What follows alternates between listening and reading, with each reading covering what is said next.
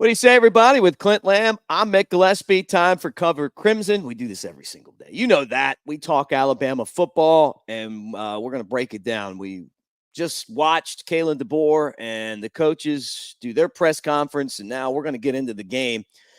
Bama, a winner. Not the type of effort that you would feel totally comfortable with because it was a tough game, but Bama ended up blowing them out at the end, 48-16. So we're going to talk about this game and get you ready as we start to move forward. I'm not ready to talk Wisconsin yet, though. I'm still on Saturday, Clint, and I know you are too. So we're going to talk about that right here. Like, subscribe, thumbs up. Let's go.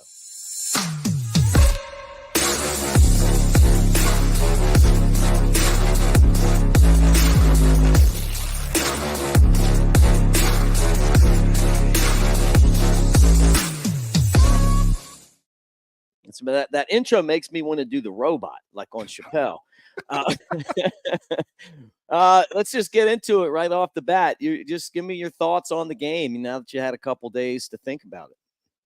Yeah, not great in some areas. I thought situationally, there were some extreme circumstances that I don't think will be all that common that led to some of what we saw. So it was just a bad combination of factors. But I think from a Bama fan's perspective, you have to feel better about it than you did live. Or at least in my opinion, going back and watching it, because it just felt, how often are you going to turn the football over 3 times? That's a concern. You need to get that fixed.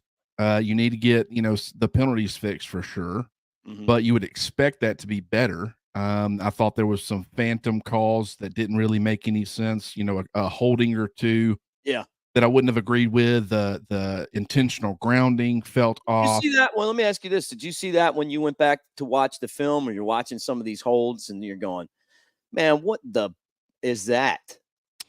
Yeah. I mean, and that's the part to me that didn't make sense is that, they were calling some of that and it was complete phantom calls, in my opinion, just blatantly wrong. And then, on the other side, it's like, man, if you're calling some of this stuff on Alabama, you could definitely be calling some of this stuff on USF, and you really didn't get it until late. It was almost like, I don't know. I feel like Alabama maybe started, I wouldn't say getting away with more late, but, maybe there were some calls that you say, could have been called on Alabama. But it was the polar opposite for USF. Early in the game, I felt like they were getting away with a whole lot. And then, later in the game, it felt like they started getting called for a lot of this stuff that, Alabama was getting called for early. But it did feel a little off. The intentional grounding didn't make sense at all to me. Still doesn't. Went back and watched it. I don't understand how you reached that conclusion unless just somehow you didn't see that he got hit on the play. But then, at least one, if not 2 of the holding calls I thought were pretty ticky-tack too. Yeah, I felt like that too, man. I mean, I thought Ryan Williams and the wide receivers were getting held a lot. That's another thing. Yeah. And I didn't understand why they weren't calling that. I mean, those guys were getting locked up as they were, kind of trying to do their job down the field. And, at the end of the day, you got to, those guys aren't supposed to be held. You're not supposed to be able to grab. And I don't know that they're all pass interferences. They're holdings, defensive holdings, which is a first down automatically, right? Yeah. Holding is what I would call a lot of those defensive holding. So, that was something. I was saying this before, but I just thought Kane Womack's answer as far as how Alabama got beat on some of those plays was very fascinating because it's exactly what I saw. And I was going over this before, but you had the one where, a lot of Bama fans are going to view it as, a USF could have had an explosive play downfield. Zabian Brown, I don't think it was that bad. I thought he was, not quite in phase, but pretty close. There was another one on Red Morgan where he's aligned to the inside of the receiver, but, responsibilities say he needs to force the receiver inside on an inside release. And as Kane Womack pointed out in the press conference, the numbers tell you when you force a receiver to have an inside release, the chances of a completion go down significantly. You see Red Morgan force the inside release but just didn't have proper hand technique. Pretty much allowed the receiver to get a free release in a lot of ways, and that's what led to that explosive. So he did what he was supposed to as far as forcing the guy inside to not do what he was supposed to from a hands, technique perspective. And then, one of the other ones, or the only other one that, SF had, was on Xavier Brown as well. And that was, they were making a substitution. Xavier was kind of left in no man's land, like Womack said, where you see him far off the ball. He's trying to come up on the ball. The defensive line wasn't ready either, for the snap. And then, I don't think communication was there on that play. They were still trying to get some things figured out. So he wasn't as sure on his responsibilities as a true freshman. And he essentially let the receiver run by him. So that's, I thought it was interesting that the 3 plays, it was Xavier Brown and Red Morgan, 2 true freshmen, and it's all correctable stuff. Like, fans will be concerned about it because, if they would have had a quarterback that could capitalize on that, the game could have turned out a lot differently. But it was a learning moment, and I think that it's all very correctable stuff. It's just they're young and they're growing, and we talked about this a lot, preseason. It is a young secondary. It is going to take them some time. You're going to see some growing pains, and the good part about it is at least in this game, they went through some of those growing pains, but they really didn't have to pay for it because USF couldn't capitalize. Guys, thanks for hanging out with us here on Cover Crimson. Southern Red, you're one of the best. All-Star, All-American. Bob, good to see you as always. Steven, welcome to the channel. Roll Tide Roll. Can we develop a quick passing game is his question. And look, Clint, before you get into that, I do want to get your answer to that. Let me tell you guys again that we appreciate you being here. Covercrimson.com. Join for $1. If you do the annual membership, you get this right here. This t-shirt as part of that, and we'll get it out to you fast. We would love you to be a part of it. We're going to have Mike Johnson in the All-American Report, which is for members only. Tomorrow we're going to get together and we're going to figure out, I'm going to get a breakdown of the offensive line from him. He's actually doing that today, like going through, tell us what he thought about Wilkin Formby and what, Booker looked like when he slid over to the left side, and give you just his thoughts on the line in depth. And I know that Bama fans, that's what you show up here for. You want the in-depth stuff, and you're going to get it. We're also presented by mybookie.ag. MyBookie.ag, double your initial deposit with the promo code next round. That's right. MyBookie will double your initial deposit when you use the promo code next round. Kick off the football season with MyBookie.ag and double your initial deposit using the promo code next round. So, go ahead. Let's get those comments in there. And also, if you're a member of Cover Crimson, all you got to do is get in there, start any kind of question, topic that you want to get on this show. You go right to the front of the line when you're at Cover Crimson. All right. RTR, can we develop a quick passing game, Clint? You would like to see it. I think there are some elements that are there. I certainly think Alabama's got the receivers to capitalize on it. You got guys that can create yardage after the catch. It's a matter is your quarterback comfortable doing it? How comfortable is he doing it? Because it certainly can protect your offensive line. Like anybody that was watching that Sunday night football game last night between the Rams and the Lions, the Rams had both their starting tackles were out. They had, I think their backup tackle went out, their left guard went out. And so their offensive line was really depleted, even going in, and especially early. Matthew Stafford, it was nothing but quick passing game. They weren't giving the Lions a chance to apply any pressure. It was at Detroit, so that's Matthew Stafford's former team, and he got some boos when he went out there, and so it's like they didn't want to give the home crowd a chance to get any energy based off of getting sacks or anything like that. But it's the same situation for Alabama. You got to be able to take advantage of some of the things that USF's doing. I do think that you'll probably end up seeing more of that. I thought it's very tough, given how much Alabama was shooting itself in the foot, to really get into a rhythm with that sort of stuff. Mm-hmm. So I don't know how much of it. We really haven't seen it a whole lot. It takes, I thought Byron Brown did a really good job on the other side of understanding where to go with his hot reads. Alabama would be bringing pressure. He doesn't have, the ability to always get it to him, but I thought he was seeing what he needed to see. You saw some some throws, throughout the game. That's like, that was a wild throw with pressure in his face. There was a couple across the middle. And that's something that we haven't seen enough from Milroe, and we really haven't seen. I mean, we could definitely see it a lot more. And so, you talk about the offensive line, the deficiencies there right now. You talk about some of the issues that they might have had defensively as far as tackling, the penalties, all that stuff. One area is, Jalen Milroe has to be able to figure out a way to take advantage of, teams that are blitzing you. Because if you can't make them pay for it outside of the occasional deep shot, which is a low percentage play, then defenses are going to keep doing it, and you're not going to have a lot of consistent success. So you've got to figure out a way to exploit it, make them pay for it, and some of that's through scheme. So I think the coaching staff could do a little bit better of a job, but I think Jalen Milroe could do a little bit better of a job too. Yeah, well, and backup quarterbacks are always the most popular guy on the team. And I've been saying that for a while. Famously, I remember being in a box one time. John Parker Wilson was quarterback, and Alabama was struggling. They, I think it was the Louisiana Monroe game, and we ended up losing. And I didn't know that it was Greg McElroy's dad sitting next to me. But it wasn't taking a shot at Greg. I mean, it was more just like he became quarterback, and then all of a sudden it's like, hey, what about AJ McCarron? There's a progression at with the quarterback position that you play, you get the experience, and then you're put in that position because you give the team the best chance to win.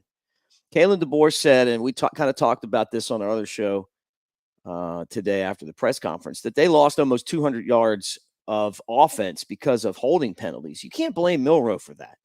One of them was a superb touchdown run that he just bolted through everybody. He's the best running back on the team. He's also the quarterback, and that's not a chip at Justice or Jam. I mean, I just think that Milroe is that good, man, and that explosive when he gets the football in his hands. So, and if he's not, he's right there with those guys.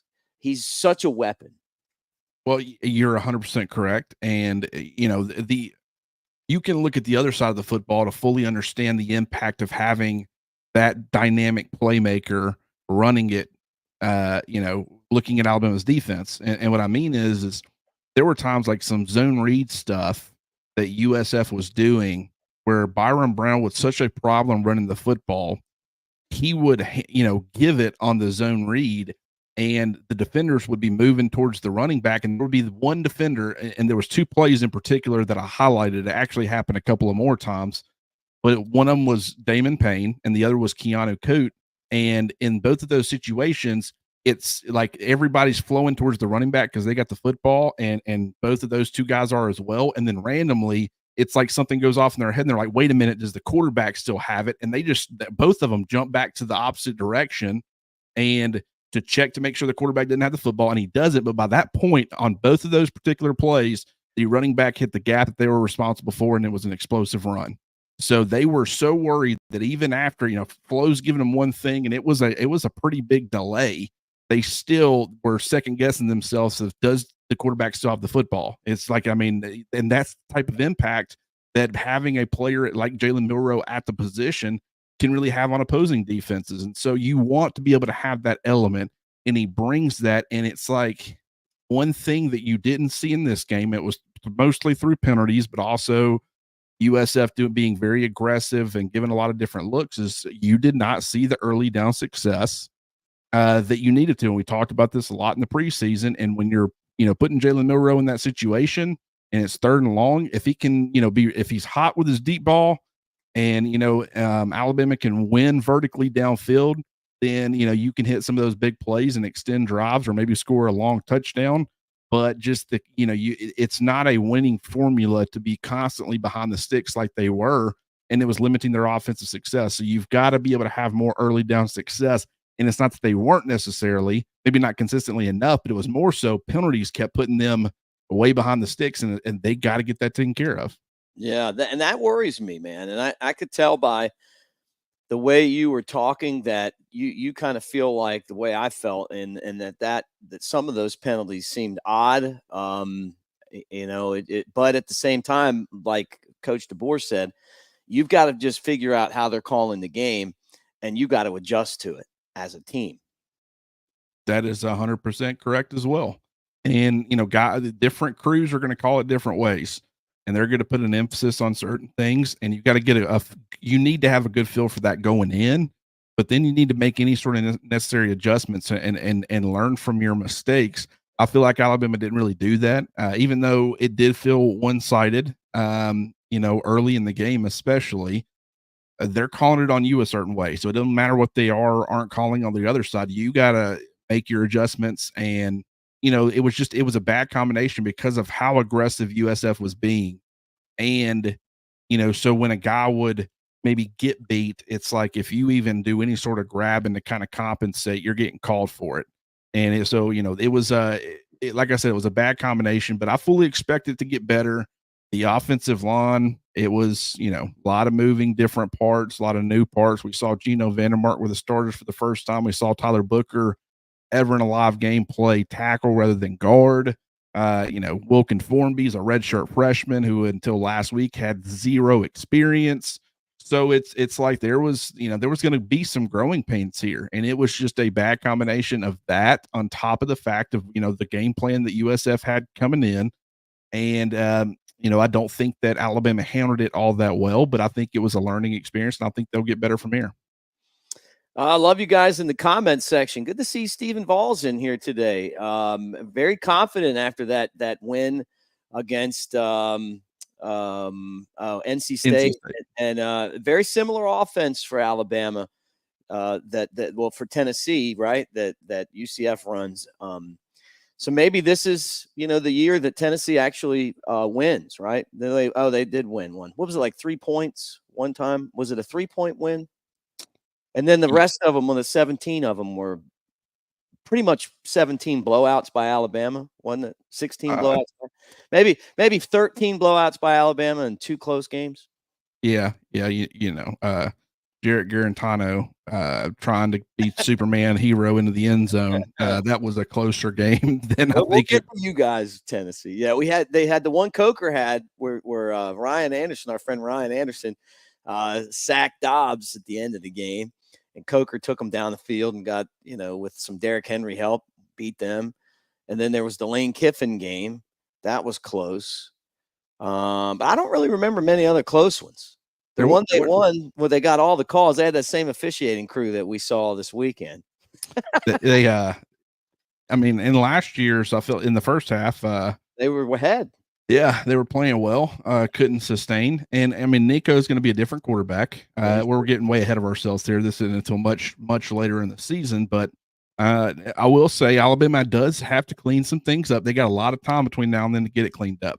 Mm-hmm. But if they don't, for whatever reason, could be tough. Nico will be able to exploit the things that USF was not able to. So that's why it's very important to continue to improve. But what I will say, you're talking about a new coaching staff, across the board. You're talking about a lot of new personnel defensively. You're talking about, a makeshift offensive line with a lot of, injuries and guys having to miss or play a different position. New receivers trying to develop chemistry with the quarterback. When you look, the 2 receiver sets, Ron Williams and Jeremy Bernard, a transfer and a true freshman. So these aren't guys that have a ton of chemistry with Jalen Milroe. That will only continue to get better as the season progresses. So, this is why you don't really, a team right now, what Alabama was in week 2 of last year against Texas is not what they were in week, 14 or whatever in the SEC championship against Georgia. So let's wait and see. I probably wouldn't be making any statements. You don't want to peak too soon. Is my point. Yeah, right. Yeah. When you've lost 16 to 17 and you won 1 by 3, I don't know if you're going to F anybody up. You might win, but if there was any of the effing up, it was probably Alabama effing you guys up for a long time. I'm glad that Saban's out of there. All right, let's just but you know what? The honest thing is, though, is that that game is played because I'm sure Saban wanted to have that look to take on Tennessee. And that's something that he did a lot where you might play in a stadium and you play in Atlanta because the SEC championship game's there. You play in Dallas because that's where the national championship is, maybe that year or the next year, to get that experience. So playing UCF is a good thing for Alabama because now they have that to go back on when they do take on Tennessee. But let's stick where we are right now. Let's go back to the game. 48-16 was the final. It was pretty close. Ryan Williams, man, the freshmen are making plays, and that touchdown that Ryan Williams had, I thought was the most pivotal play in the game because that's when the levee broke for UCF. His ability to create yardage after the catch, man, and for being 165 pounds or 175, whatever they have him listed at now, it's remarkable. And his ability to consist, I mean, you saw the impact without necessarily having to make the catches. You know, it's him winning downfield, forcing, defensive backs to commit pass interference in order to keep him from catching a pass. And, that still is able to move the football. And just what he's been able to do through 2 games. I mean, I want to say, like a total of like 6 catches for like 207 yards and 3 touchdowns, and all the touchdowns were explosive plays. So, yeah, I mean, and I thought Caleb Odom, he was involved. I have to go back and check, but I want to say maybe not second drive, but maybe third drive.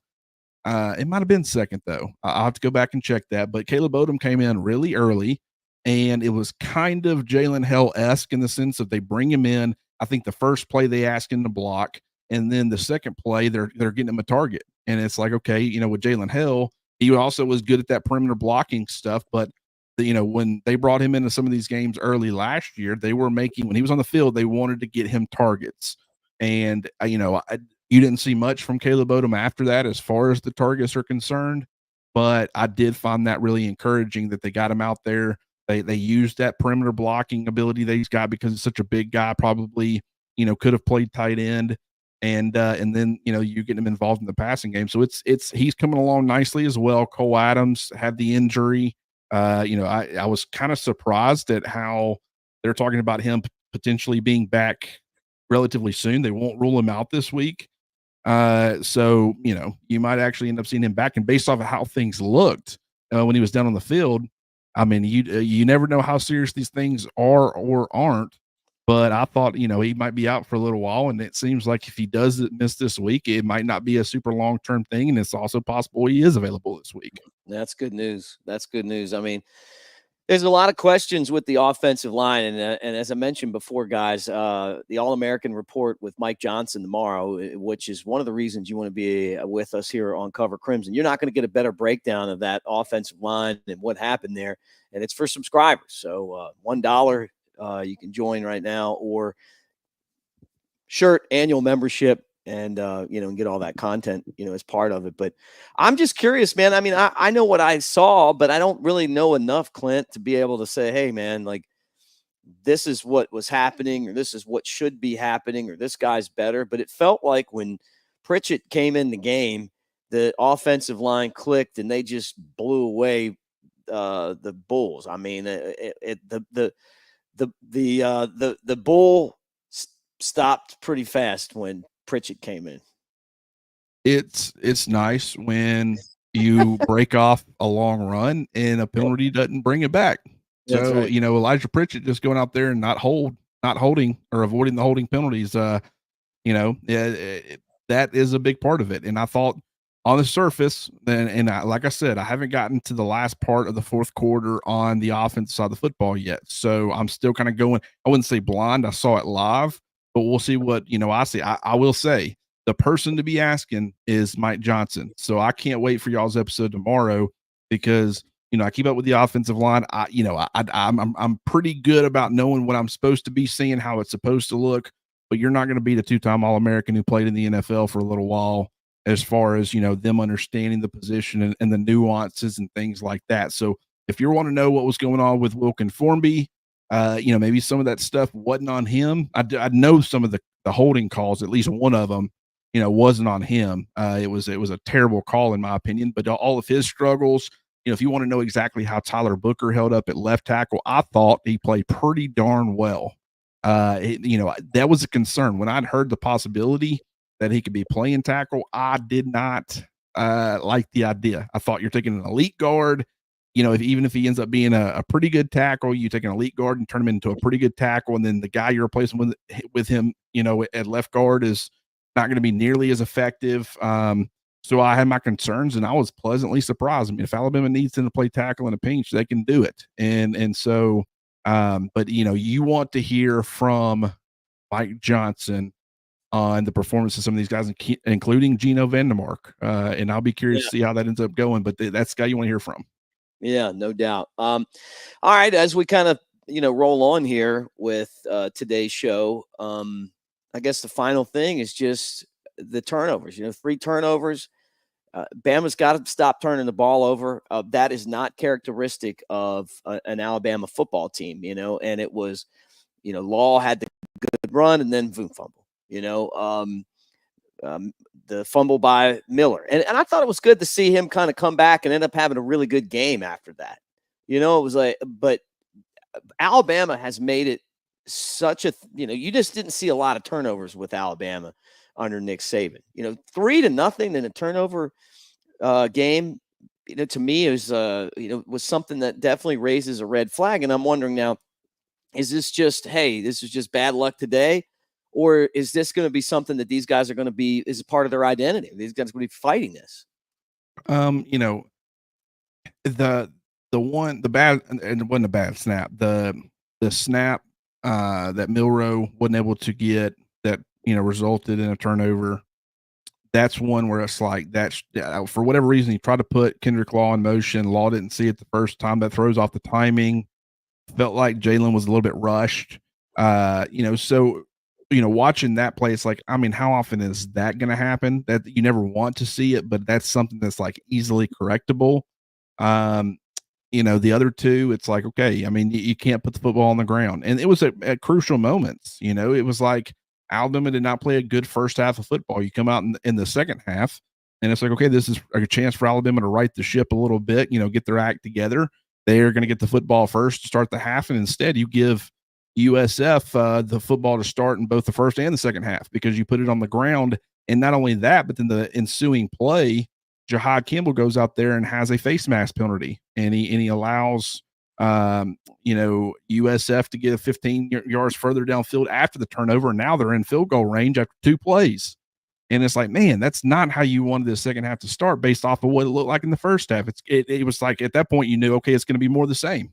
And I will give them credit because going into the fourth quarter and even working into the fourth quarter a little bit, that it was just one of those types of games. And I don't know that I've ever seen Alabama that late get it together collectively on both sides of the football and just proceed to completely dominate the last several minutes of the game. I mean, Nick, did you see it the same way? I mean, I've never seen that before from what I've noticed.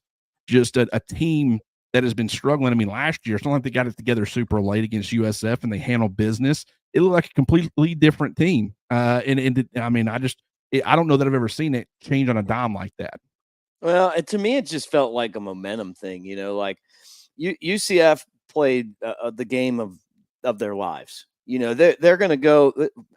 I don't think that that's necessarily indicative of what UCF is. I think that they're going to end up, I don't know, 8-4 or something like that. Now, I hope I'm wrong. Now, it'd be great if they end up losing. That's the only game they lose, because then it would tell you that they're really good, and and Bama ran into a really good team. But I just feel like everything kind of went their way. They took care of business. But when the horseshoe fell out, all of a sudden it was like, hey, the Alabama relaxed. Hey, let's let our playmakers make some plays. And the other part of it was that the penalties stopped.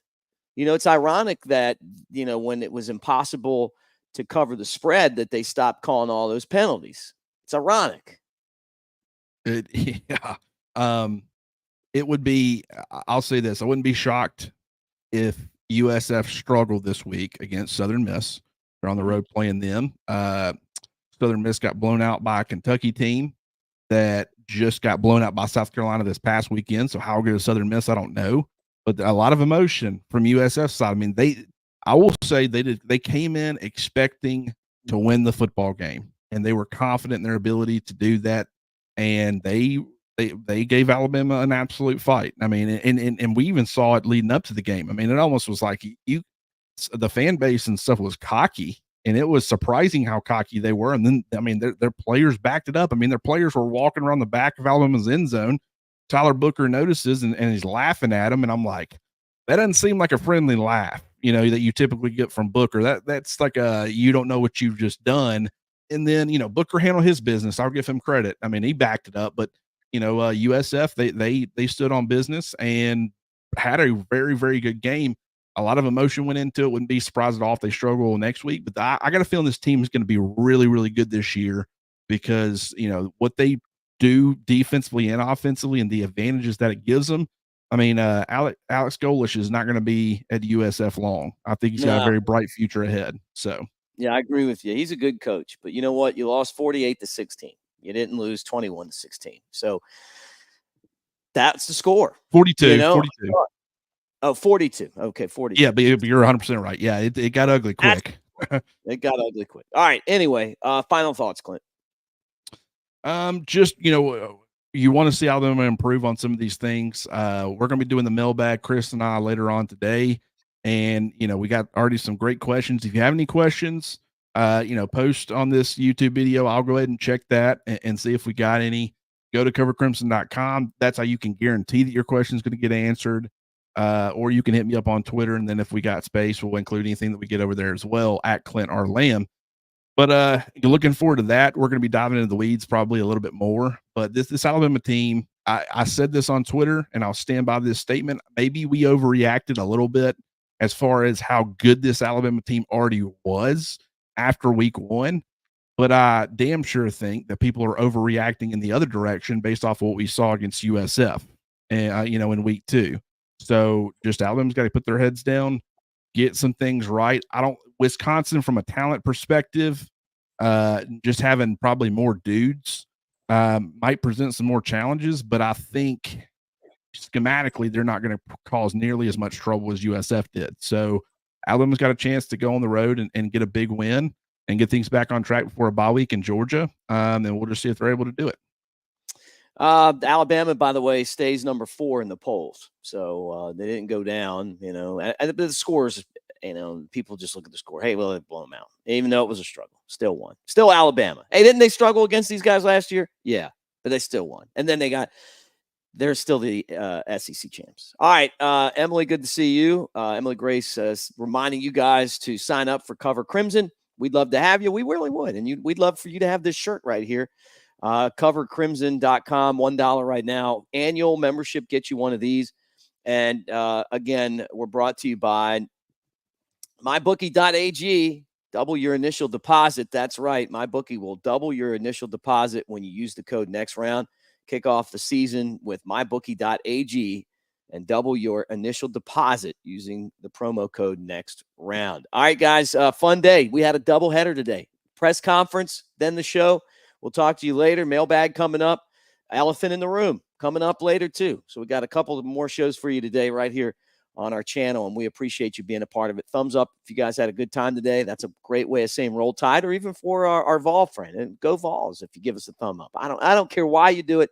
Just do it. And we will talk to you again tomorrow. Roll Tide.